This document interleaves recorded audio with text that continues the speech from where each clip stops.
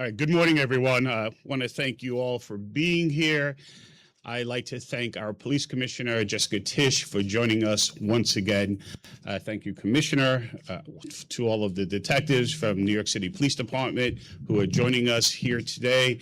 Thank you for your hard work. To the prosecutors to my left who worked on this case, I want to congratulate them and the Police Commissioner on a tremendous case that we're about to discuss today.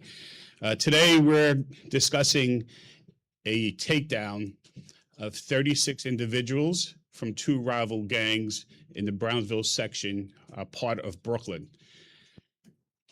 I'm going to talk about this case in the context of the great success we've had in New York City, but especially in Brooklyn, in reducing homicides and gun violence.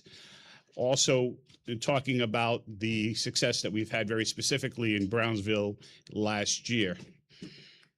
The good news, and look at the crime stats.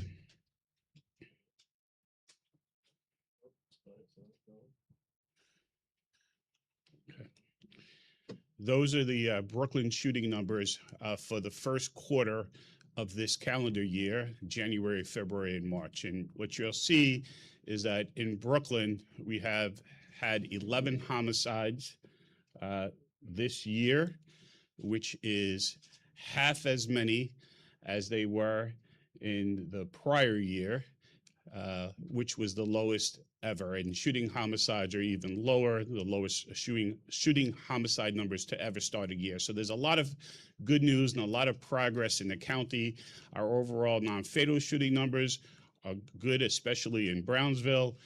So a lot to be happy about, a lot to be grateful for. But I want to talk about this case now. There are two prominent street gangs in Brownsville. There are many street crews and gangs in Brownsville. This is the third takedown that we've had in Brownsville in the last several years. The last one was in 2022. In this case, we've indicted 16 members of one gang, the Wu, and 20 members of another gang called the Cho. They're prominent gangs in this neighborhood. We've talked about them on other occasions. Let's see the territory map. The yellow yellow square. I need to do geometry better. The yellow rectangle, we're going to correct myself once again, is Brownsville. So it's part of Brownsville. If you look at the inset, those are housing developments within Brownsville. The red reflects territory that is considered to be Wu gang territory, and the blue areas are Cho neighborhoods. Wu and Cho are not the type of gangs that are just one gang. They're umbrella organizations, and so there are many different subsets within Wu and Cho. I'm going to read off a little bit about the Cho first. Cho primarily is in the Tilden houses, Howard houses, Marcus Garvey Village, Newport Gardens, and Riverdale Towers. They're a collection of various crews, prominently known Folk Nation members, also known as Gangster Disciples, Hood Stars, Trained to Flocks, TTF, and Prepared for Anything. Those are some of the members of that subset of group. And the Woos are in Cephalo houses, Van Dyke houses, Langston Hughes houses, Glenmore Plaza, Brownsville houses, and Noble Drew Alley houses. They represent often Bloods, in this particular case, Gorilla Stone Bloods, the Bloodhound Brim Bloods, and other neighborhood groups like Young Risk Takers, Brothers Over Everything, and 780, which is a crew that's mostly in Noble Drew Alley houses. So that's kind of setting the stage. I think what you're seeing in the territory map is that these houses are right, on top of each other. In fact, if you look at Tilden, the Tilden houses, which is Cho, it's right across the street from Brownsville houses, which is Wu territory, and Van Dyke houses are adjacent to it. So literally, when these young men walk out of their housing developments, when they come out of their homes, they cross the street, they are considered to be on rival territory. And that proximity to each other and this long-standing feud has fueled so much of the violence in Brownsville for generations. This is the work that we're up against, trying to stop people who live literally across the street from each other from feuding with each other. This long-standing rivalry, during this investigation, we looked at 36 individual shooting incidents that took place. In those 36 shooting incidents, there were 11 people shot, 10 were shot and had non-fatal injuries, but one person did succumb to his injury, and we will talk about that case as well. In that shooting, we've named this investigation Crossfire. And the reason for that is that in a lot of these shootings, the gangs were shooting back and forth at each other.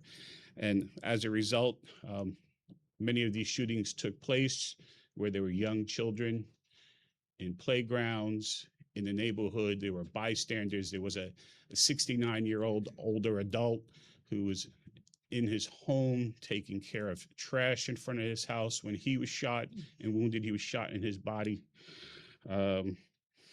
So there's a lot of hurt caused by this feud, and this is why we've spent so much time in Brownsville to make sure that the residents of Brownsville do not have to deal with this ridiculous violence in their community year after year.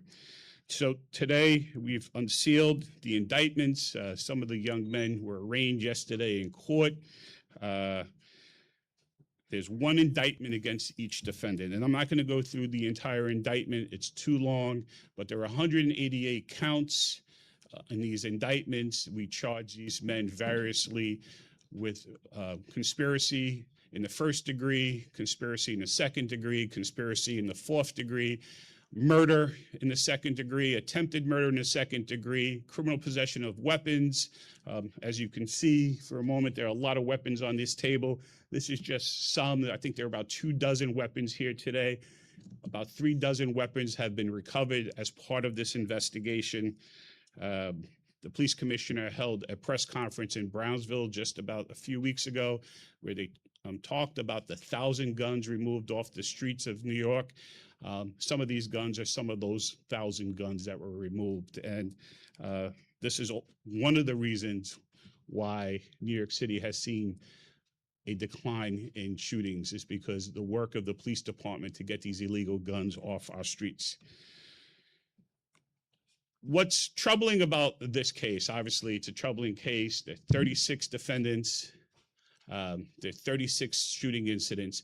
But what troubles me is that in a lot of these cases, the defendants are young. Some of them were very young when this conspiracy started.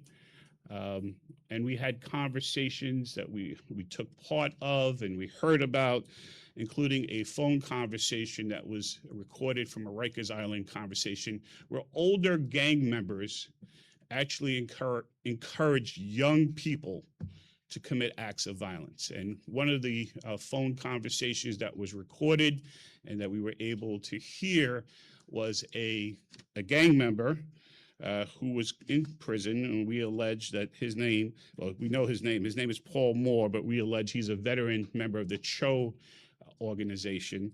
He's talking to a young kid, they call him K-Dot, Caden Graham. Caden at that point is 14 years old, and he's talking to Paul Moore, who is currently 25 years of age, and Graham, Caden, the young kid, is kind of lamenting that, you know, things are not that hectic on the streets right now. There's not that much violence. No one is doing anything. I'll paraphrase for him. We're going to play the recording. It's a little hard to follow because we had to beep out a lot of bad words, but you'll get the gist. You will hear the gang member from Cho, this is a Cho member, Moore, telling this young kid that he has to violate people. And violate people, a street term for killing or hurting someone. And unfortunately, Caden, and he's been charged with many counts of attempting to kill people and other things. They followed those directions. Let's hear this recording. But bro, it's just us, gang. I ain't gonna front. Out of the whole TCF holding the hood right now, gang. Nobody doing. Nobody is really us, gang. Is ain't on right now. What a bro. Doing nothing, tagging no ops, no nothing. You gotta stop violating them, bro. Word. Nah, yeah. Violating the road. Nah, for me, without me, I told you what was going on, bro. These not, bro. Word.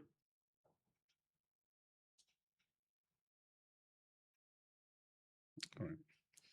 So you heard it for yourself. You have a grown man telling a 14-year-old boy to violate other young men and to fuel this gang violence. I want to jump and start to talk about the homicide that we were able to solve in this case. And, this shooting was committed by members of the Wu gang. It takes place in Riverdale Towers. It's June 29th of last summer in 2025, and you're going to see two shooters. They're visible right now on the screen. There's only one gun involved. One shooter shoots. You'll see the muzzle flash. He shoots approximately 3 times, and he hands the gun over to his co-conspirator, who shoots probably 2 or 3 more times. You'll see muzzle flash again. What is not so clear is who they're shooting at first. We'll do a split screen so you can see who shot. But a man named Tariq Thompson, who's 34 years of age, was shot and killed. Let's play the video.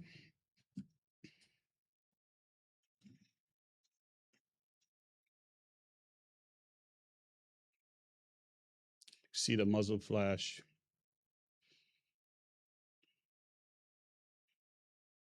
Again.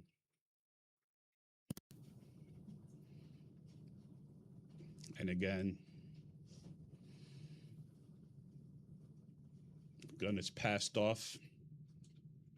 Now he shoots. Shoots again and again. Let's see the split screen.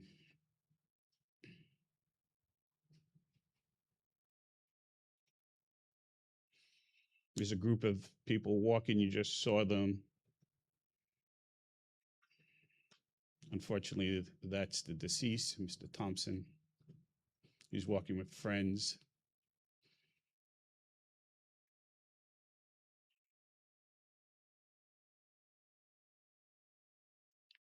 When the shots go off, everyone starts to run. Mr. Thompson falls. He's been shot. He gets up and he falls again. We're not sure that Tariq Thompson was even the intended target in this case. He didn't live in Brooklyn. He was from Queens, but he lost his life for that night.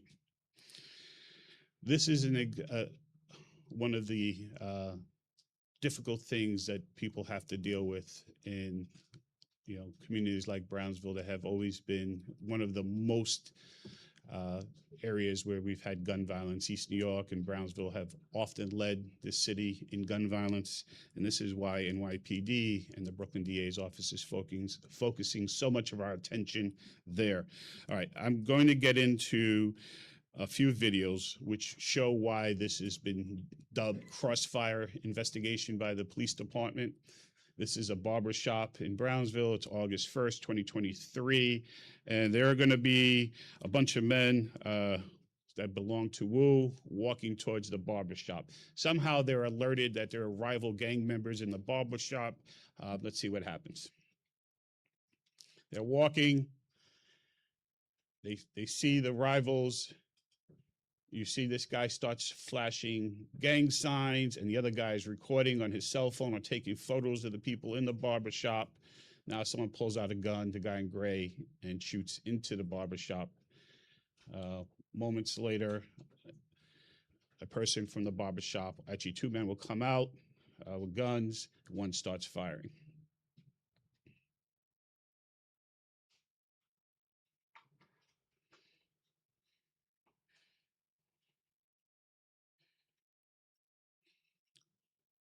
As you see him shooting, when you look at the other way, you'll see the men start running away after the shooting. They start to cross the streets. And on the left-hand side of that screen, where they start to run away to, that's where the 69-year-old man is by his home, dealing with his trash, and he gets shot. You'll be able to see when the shooting starts that he falls. There he goes. He dropped to the ground after being shot. If we continue to play this video, there was a second person shot. The guys in the barber shop chase after folks, and then a second person was shot in the shoulder. Fortunately, our 69-year-old innocent bystander will survive this shooting. But this kind of indiscriminate shooting in our neighborhoods can't be tolerated, can't be stand for. And this is why this case is so important to me. This shooting took place in broad daylight with people in the street. The shooters didn't care. We're not going to tolerate this. We're not going to turn a blind eye to this type of violence. We will continue to put the type of resources into solving these cases like we did here. And I want to look at the next video quickly. It's a playground. This is in the Van Dyke houses. And I'm just going to level set that there are kids in that playground. There's a number of kids in the playground. They're on that jungle gym. They're going to be three men that appear in this. They don't live in Van Dyke. They're in op territory now. These are Cho gang members.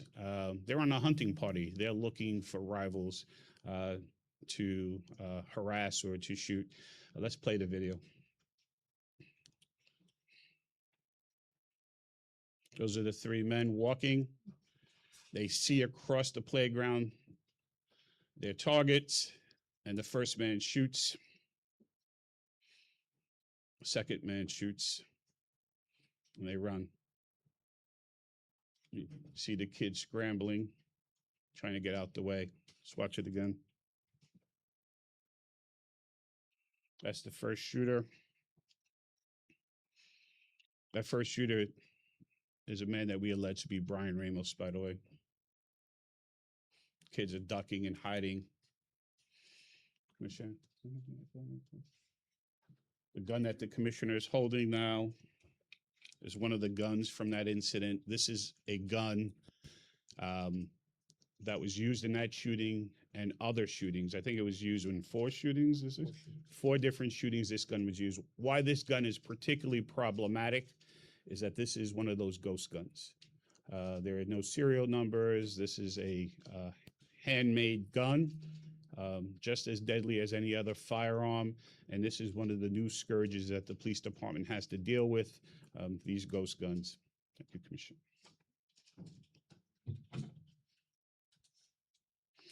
That shooting, by the way, is 2:47 p.m. in broad daylight. We're going to see another video. This one is also in Van Dyke houses. I'm going to set you up. There's a door that's open on the video, I guess, on your left-hand side. There's a woman sitting at that doorway. There are children playing. There are 2 children playing on the ground. One's on the ground, one's standing up. And if you look to the right-hand side of the thing, there are 2 men. They have nothing to do with the shooting. They're actually exiting from that door. It's just a different angle. This incident takes place in the middle of the day in Van Dyke houses. Let's play the video.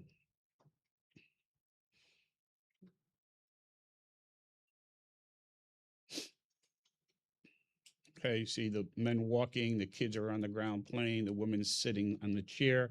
4 men are coming up in the background. You can see them.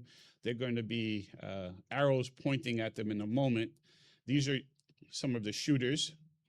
There you go. Those 3 arrows represent our shooters.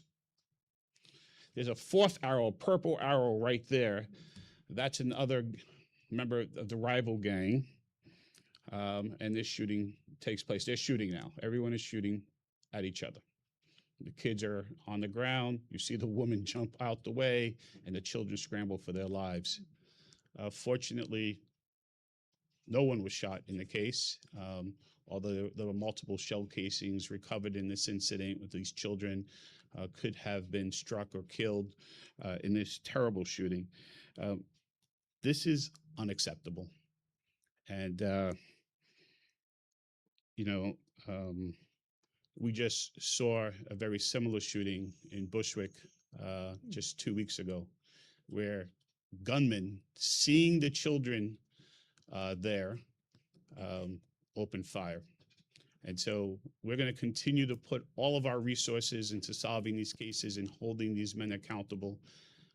Even if they're younger shooters, they're just as dangerous because in every one of these cases that I've shown you, they just continue to shoot in the presence of innocent bystanders. We have another video that I'm going to show. This takes place in Riverdale Towers. Interestingly, approximately right where that man is standing right now, is the same exact location where Tariq Thompson, that was the first video we showed you of the man who died.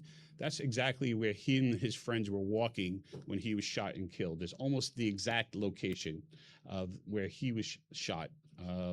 Let's play this video. You'll see that man walking there. There are 2 guys running right now. You see them running? They're shooting. They're shooting into the lobby of the building. There you go. You see the shots fired. Now that one guy falls on the floor. His name is Darrell Moore, the guy on the floor. He got shot by his friend in the back. And now the guy comes out of the building. He's shooting. He gets locked out of the building. He's continued the shooting. If you actually saw, you can see where snow popped up from where he was shooting. There was snow on the ground. Let's watch the video one more time. They're dragging Darrell Moore away from the scene. Ultimately, they drop him off at Brookdale Hospital where he survives that shooting. That gun was also recovered. He dropped it after he got shot. They're dragging him away.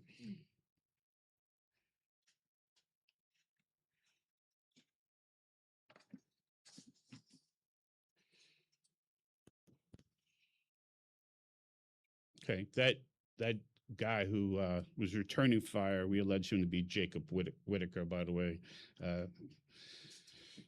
All right, finally, I want to talk about some of the collateral consequences that these shootings have on our community.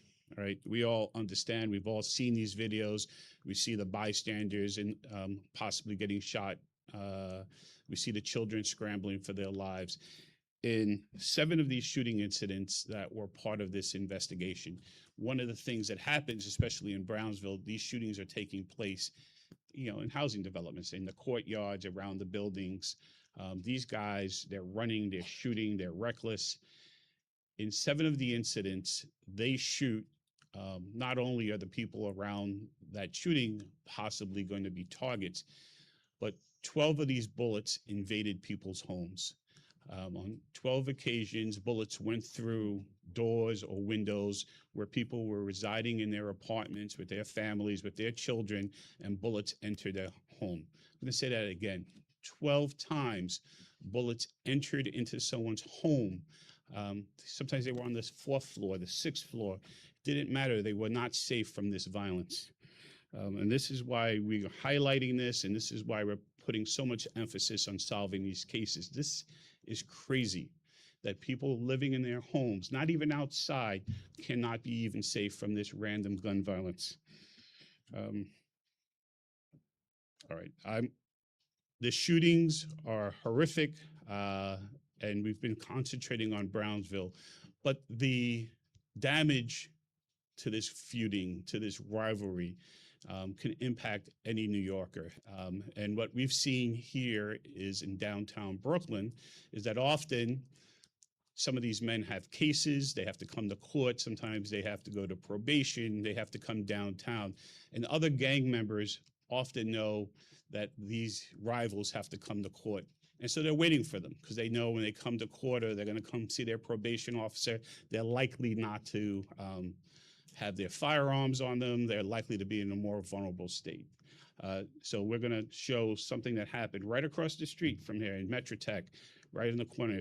Let's see this video. This took place June 12th, 2024. That's our building. That's the building we're in right now. The man running in the green is the victim. He's running away. The three men that are chasing him, that's 1, 2,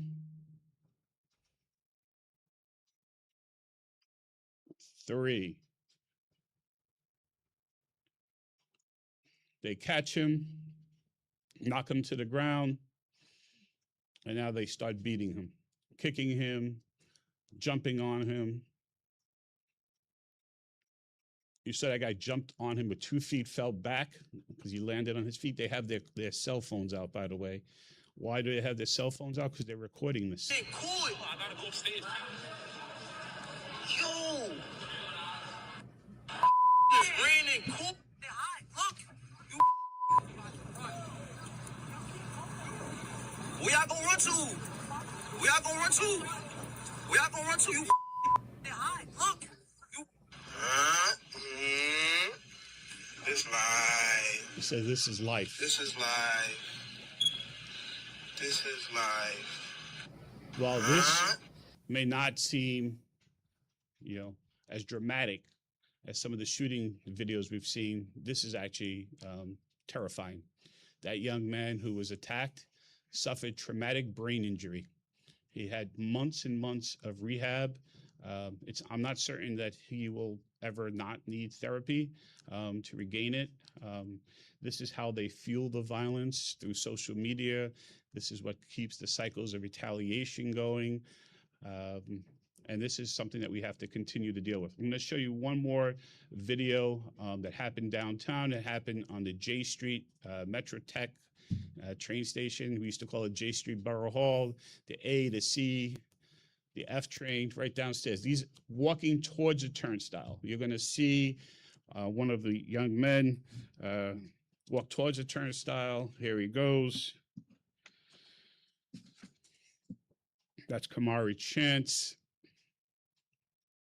He sees rival gang members now. He sees them.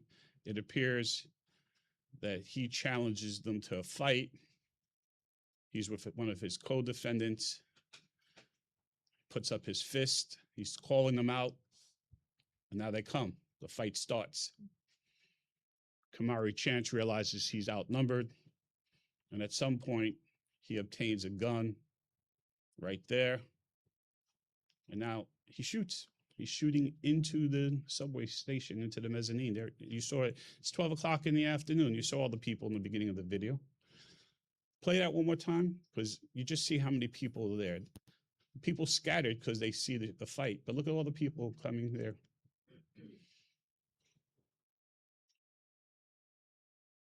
Once he grabs the gun, one of the gang members he's fighting with jumps the turnstile right there to get away.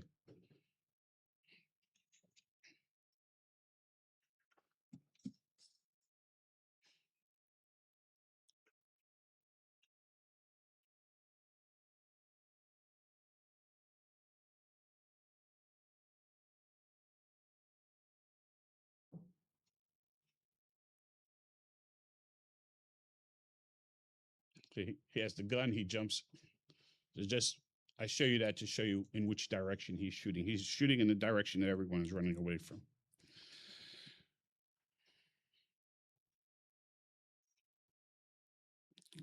I just want to clarify an important point. This investigation looked at about a 3-year span of gun violence in the Brownsville section of Brooklyn. But I don't want anyone to think that we left these young men on the streets. Once there was probable cause and sufficient evidence to bring it to a grand jury, we indicted them. So of the 36 men, 17 were in custody before this takedown started. So once we have sufficient evidence, we're going to take them off the street. And I think that is why you started to see the numbers start to come down in Brownsville in particular. This is shootings in Brownsville. What you'll see is right after we do a takedown, crime comes down, and it's year after year. If there's a takedown, the next year violence drops. And so 2025 was the safest year. We started to take these men off the street in 24 and 25 on this case. And you look at the numbers, 2025, the 7 homicides in Brownsville matches a record low for them. The 5 shootings is a record low, shooting homicides. And this year in the first quarter, and actually up to year to date, we have not taken a shooting homicide in Brownsville. So these cases make a big difference, and I am grateful. I do want to say that shooting that I referenced earlier in Bushwick, Kaori, Patterson Moore, has really impacted, so many New Yorkers. And it's a call to action for so many of us who want to live in safe streets. These takedowns, I think, do exactly what they're supposed to do. Take the most violent people off the street, make sure that they're not going to hurt anyone else, and make sure that there's justice for families and there's accountability for these men. But we want to do more. And one of the things that I am proud to say as district attorney, and I want to thank the mayor and the city council and the police commissioner for supporting this, is that we have a violence reduction plan in Brownsville that's different than just our enforcement piece. And we've called it Project Restore in Bed-Stuy. It's a restorative violence prevention program that looks to work with young men who are gang affiliated, but have not yet crossed that threshold of having committed a crime for which they have an open criminal matter. So we're trying to work with young men to convince them not to do this in the first place and not to get themselves arrested. And we are launching Project Restore Brownsville. We've already started to identify participants. We had a meeting last month with our organizational partners who work with these young men. And I want to share what I've learned during my my visits with these organizations and these young men. When we target these young men, and the New York City Police Department helps us identify people who they think are most likely to be engaged in gun violence, either as victims or perpetrators of that violence. We talk to these young men. They range anywhere from 17, 18, up to 30 years of age. And they tell us the same thing over and over again. We ask them, what are your goals? What do you expect to do with your life? They say, I expect to go to prison, or I expect to die. Very few of them have any goals. Most of them have not, finished high school. They're not working. They are lost. And Project Restore looks to invest in these young men, give them job skills, life skills, get them back into education. There are restorative circles, which are therapy sessions for these young men. And it's often the first time that any of them have been asked to think about their behavior, what their future looks like, what they want to get out of life. And then Project Restore tries to help them achieve those goals. And I think that when these young men finally have some other ambition other than being a leader in the gang, whether it's to get back in school or get a job for the first time, and they actually have something to lose, they'll make better decisions. They have skin in the game in their lives that are not simply going to jail or dying. That's how we have transformational change in these young men and get them back on track. We're clear here. If you pick up a firearm and you use that firearm, we will come after you with the full force of the DA's office, the police department, to hold you accountable. But we want to do more than simply lock up people. We want to prevent them from committing crimes. We want them We want to invest in their lives, and we want them to be productive citizens in our community. That's what Project Restore is. We're launching it. We have a long video online, long 4 minutes. You should check it out. We have a 30-second clip here that I'd like you to listen to.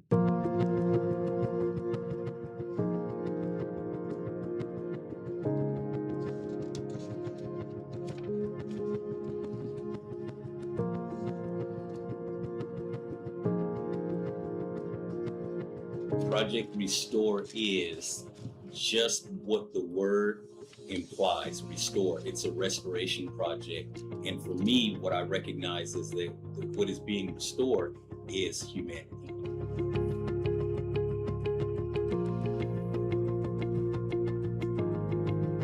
I'm here because 3 or 4 years ago, a woman named Coco asked me, what do I expect my daughter to say to people when they ask her what her father does? And it just made me look at life differently ever since. Now my daughter could say, my father's a change agent. My father is the bridge. My father's a pillar in his community. I'm participant engagement coordinator for a nonprofit organization that will be worldwide very soon. I'm a lot of things now. The restorative part is bringing the systems together to bring and support the people who need those systems.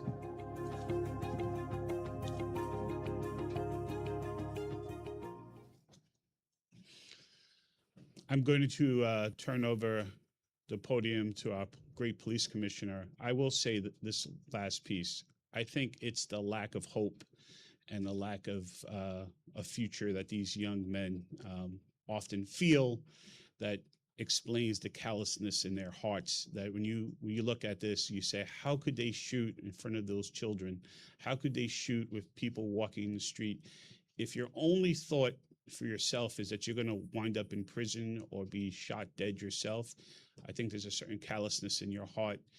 Project Restore is our hope to reach these young men, to convince them to drop these guns and to try to live a productive life. Thank you, Commissioner. Thank you, DA, and good morning. The indictments announced today against 36 gang members are the culmination of a 3-year investigation into some of the most violent criminals in our city.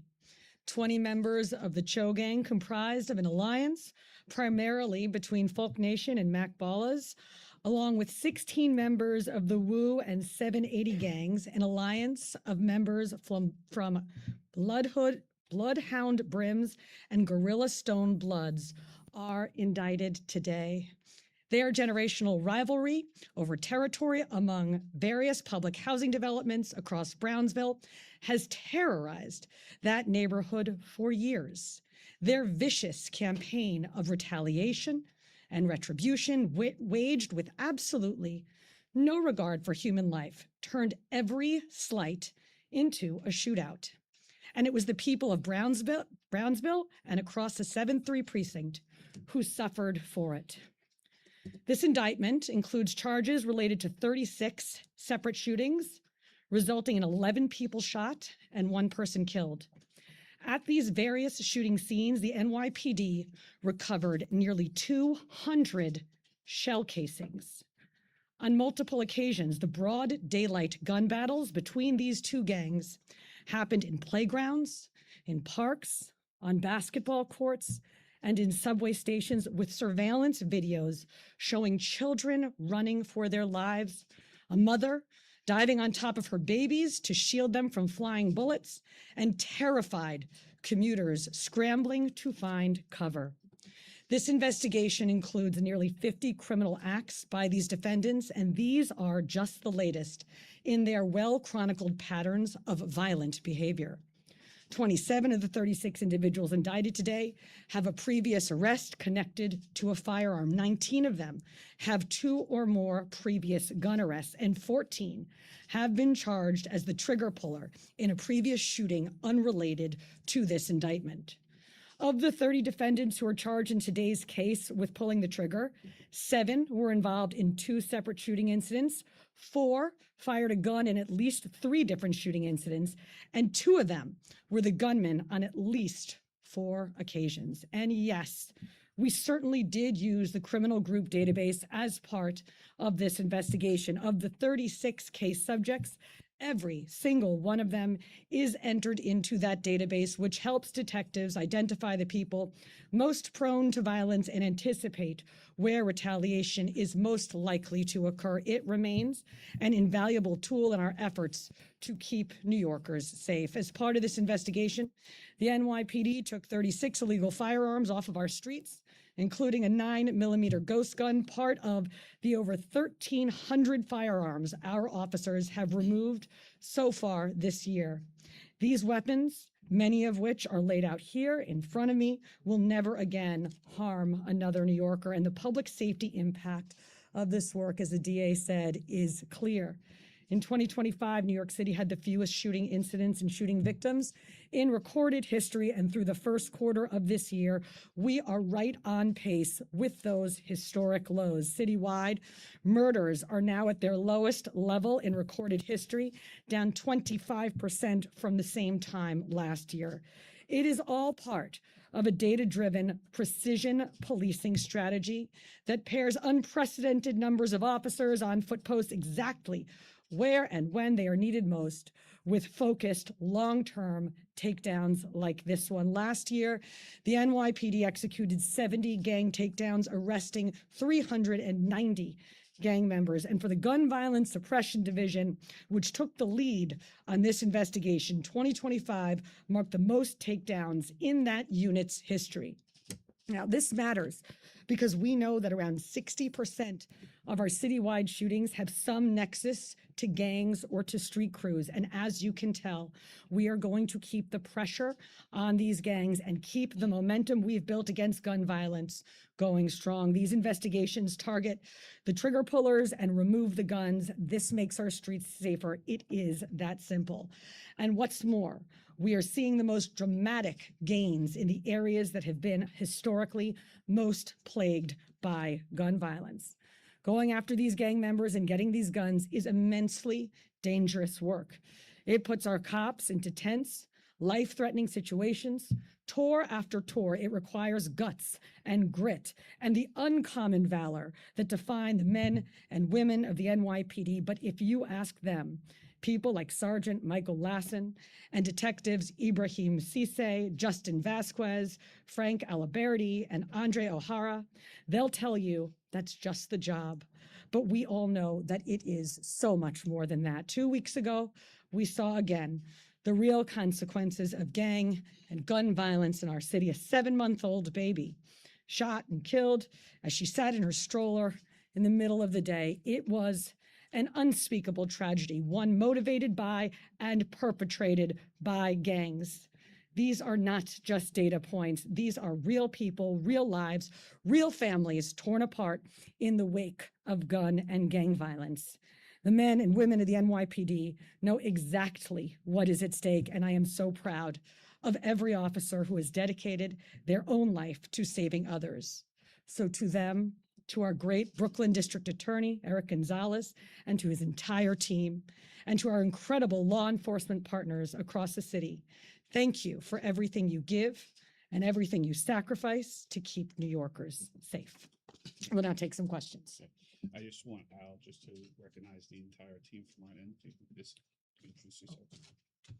All right. Members of the district attorney's office that worked on this case, Winnie Choi,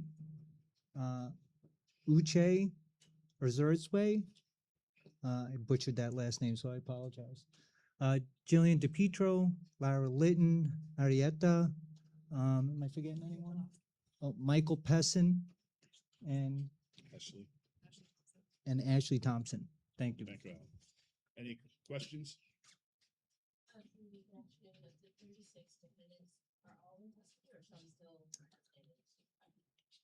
We're still looking for one of them. Do you believe the subsets involved in these two gangs, the violence could be spilling out beyond just Brownsville, specifically to the area in Bushwick where 7-month-old Peori was shot? I'll be clear that that shooting had nothing to do with these individual gangs that were part of this takedown. All right, thank you, everyone. How Oh, sure. Yes. This is off topic for the police commissioner. I'm wondering if you saw the video of the arrest in the Brooklyn liquor store yesterday. It's been circulating. We have heard from community members that are concerned with the police officers' reaction. If you've seen it, what's your reaction to the video, and were the police acting within according to training policies? Yes, I have seen the video. I have been briefed on it, and this matter is under internal review by our Internal Affairs Bureau, and we'll have more to say about it as that investigation unfolds. But I understand the community interest in it because it is an upsetting video. Are the officers still on duty? Have they been taken off duty? I believe that the two officers have been or are being modified at this time. Thank you, everyone.